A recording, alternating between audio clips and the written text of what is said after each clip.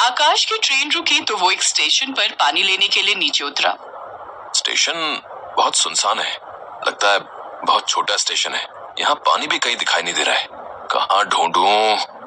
एक काम करता हूँ, वापस ट्रेन में ही चला जाता हूँ। यहाँ ज्यादा देर रुकना मुझे ठीक नहीं लग रहा है। अरे अरे छोड़ो, कौन हो तुम? अरे छोड़ो, अरे छोड़ो मुझे, कोई है? आकाश चिल्लाता रहा पर किसी ने भी उसकी आवाज नहीं सुनी। ट्रेन अपनी रफ्तार पर आगे बढ़ गई। आकाश की आंखों पर किसी ने पट्टी बांध दी थी और आकाश को कुछ लोगों ने पकड़ लिया था।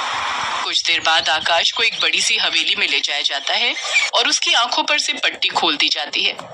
आकाश देखता है उसके आसपास बड़े बड़े बदमाश गुंडे बंदूक लेकर खड़े हैं और सामने कुर्सी पर एक बड़ी उम्र का हट्टा कट्टा आदमी बैठा है। कौन हो तुम? कौन हो आप सब? और मुझे यहाँ इस तरह ऐसे पकड़कर क्यों लाए हो? अरे तेरा बैंड बजवाने लाए हैं। लाखन, अपने होने वाले जीजा जी पर ऐसे हंसते हैं? ये तेरी बहन का होने वाला पति है, इसे इज्जत दो। ये आप सब क्या बातें कर रहे हो? मैं और किसका पति? मैं कुछ समझ नहीं रहा हूँ। आप सब हैं कौन? मुझे पहले ये बताइए। आकाश इससे पहले कि कुछ और कहता, लाल जोड़े में एक दुल्हन के रूप में सजी हुई लड़की बाहर हॉल में आती है। लड़की देखने में बहुत मोटी थी। कलावती, आकांक्षा बेटी को मंडप में बैठा दो, दूल्हे राजा को तैयार करने के लिए हम भेज रहे हैं। ये क्या जबरदस्ती है? मैं कोई शादी नहीं करूंगा। अरे ऐसे थोड़ी होती है। मैं आप सबको जानता तक नहीं। मुझे यहाँ से जाने दो, मुझे यहाँ नहीं रहना। बापूजी, ये खून खराबा करना जरूरी है क्या? ऐसे किसी के साथ मेरी शादी, वो भी जबरदस्ती? कलावती, इसे समझा। इसके वजन और मोटेपन के कारण इसे अभी तक किसी ने भी पसंद नहीं किया है। एक तो हम जबरदस्ती इसकी शादी इस लड़के से करवा रहे हैं और ये हमें ही भाषण देने में लगी हुई है। अरे इसको बोलो चुपचाप मंडप में बैठे। आकांक्षा बिटिया, तेरे बापू गुस्से में आ जाएंगे। वो जैसा कह रहे हैं वैसा कर ले। आकाश मजबूर था, वो उस समय कुछ नहीं कर सकता था। वो फंस चुका था। उसे मजबूरन तैयार होकर आकांक्षा के साथ शादी के मंडप में बैठना पड़ा। कुछ देर बाद पंडित ने मंत्र पढ़े और आकांक्षा के साथ आकाश की शादी हो गई। शादी के बाद सब कुछ बदल गया।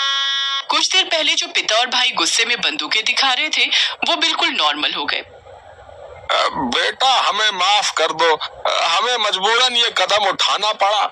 हमारी बेटी आकांक्षा बहुत मोटी है, इसके लिए इस गांव में कोई लड़का नहीं मिल रहा था। सब इसके मोटापे को देखकर शादी के लिए मना कर देते थे। बेटा, हम बहुत तंग आ चुके थे और हमारे पास कोई और चारा नहीं था।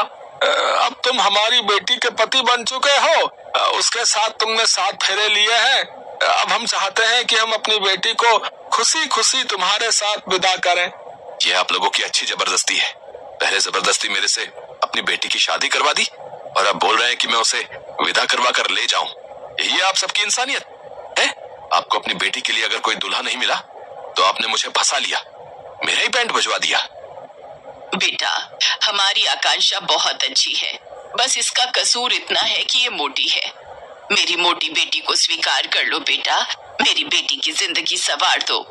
अगले कुछ दिन आकाश आकांक्षा के घर पर ही रुका, पर वो आकांक्षा से बात नहीं करता था। वो बिल्कुल चुप रहता था। आकांक्षा उससे कई बार बात करने की कोशिश करती थी, पर आकाश गुस्से में था। मन ही मन वो ऐसी योजना बना रहा था जिससे वो आकांक्षा से पीछा छुड़ा सके। और अगले ही दिन वो तैयार हो गया और आकांक्षा को साथ ले जाने के लिए राजी हो गया। आकांक्षा बहुत खुश थी कि आकाश ने उसे अपनी पत्नी मान लिया और अपने साथ शहर ले जाने के लिए राजी हो गया।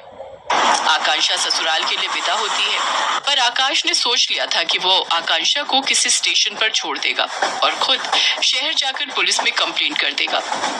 मेरे पास यही मौका है, मैं अगले स्टेशन पर आकांक्षा को छोड़ दूंगा और खुद वापस चला जाऊंगा और जाते ही पुलिस को सारी बात बता दूंगा। अब मुझे पुलिस ही बचा सकती है। हाँ, यही ठीक रहेगा। जब मैं इसे दिखाई नहीं दूंगा तो ये अपने घर वापस पास चली जाएगी। अगला स्टेशन आने वाला था। आकाश इसी तैयारी में था कि वो किसी बहाने से आकांक्षा को अगले स्टेशन पर छोड़े। आकांक्षा, वो जो अगला स्टेशन आने वाला है ना, वहाँ पर एक बहुत प्राचीन मंदिर है। मैं सोच रहा था कि हमें एक बार वहाँ दर्शन के लिए चलना चाहिए। हम फिर अगली ट्रेन पकड़ के शहर चले जाएंगे। पता नहीं दोबारा यहाँ कब आना हो। मैं चाहता हूँ हम दोनों वहाँ दर्शन करें। आप मेरे लिए इतना सोच रहे हैं? मैं सचमुच बहुत किस्मत वाली हूँ जो मुझे आप मिले हो। मेरे बापू और भाई सबने आपके साथ कितना गलत किया, जबरदस्ती मेरी शादी आपके साथ करवाई, फिर भी आपने सबको माफ कर दिया। आज मुझे अपने साथ मंदिर में दर्शन के लिए कह रहे हैं। ये सुनकर मैं बहुत खुश हूँ। अभी आकाश और आकांक्षा बात कर ही रहे थे कि तभी कुछ लड़के उनकी सीट के सामने वाली सीट पर आकर बैठ जाते हैं और आकांक्षा को मोटी कहकर बुलाने लगते हैं। ए भाई, कितनी मोटी है, हैं? देख तो लगता है नई नई शादी हुई है मोटी की। ए भाई, लड़का तो देखने में कितना सही है यार, हैं? पर इसने इस मोटी में आखिर क्या देखा यार जो इससे शादी कर ली यार? ए भाई, तो मैं सोच रहा हूँ यार, इतनी मोटी लड़की से तो हम कभी ना शादी करें भैया। कुछ देर तक तो आकाश उनकी बातें सुनता रहा, फिर उससे सहन नहीं हुआ और उसने एक जोरदार घूंसा एक लड़के के मुंह पर लगाया। ये देखकर आसपास के और लड़के आकाश को पकड़कर मारने लगे और आकांक्षा घबरा गई।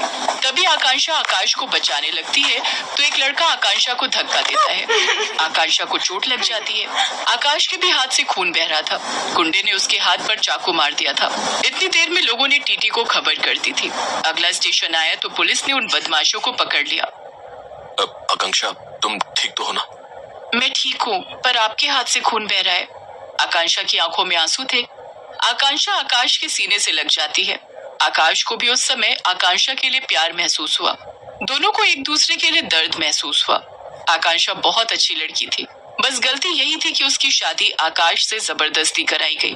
सुनिए, वो स्टेशन तो पीछे ही रह गया। अब हम उस मंदिर में दर्शन के लिए कैसे जाएंगे? कोई बात नहीं, अगली बार जब तुम्हारे माँ बापू से मिलने जाएंगे तब हम मंदिर हो आएंगे, ठीक है? वैसे भी बहुत दिनों से माँ इंतजार कर रही होगी। हमें घर चलना चाहिए आकांक्षा। आकांक्षा की आंखों में खुशी के आंसू थे। आखिरकार आकाश ने उसे अपनी पत्नी मान ही लिया और फिर कुछ घंटे के सफर के बाद आकाश आकांक्षा को लेकर अपने घर पहुंचता है। वो अपनी माँ को कुछ सच नहीं बताता। वो तो बस इतना ही कहता है कि किस्मत ने ही आकांक्षा को उसकी पत्नी बनाया है।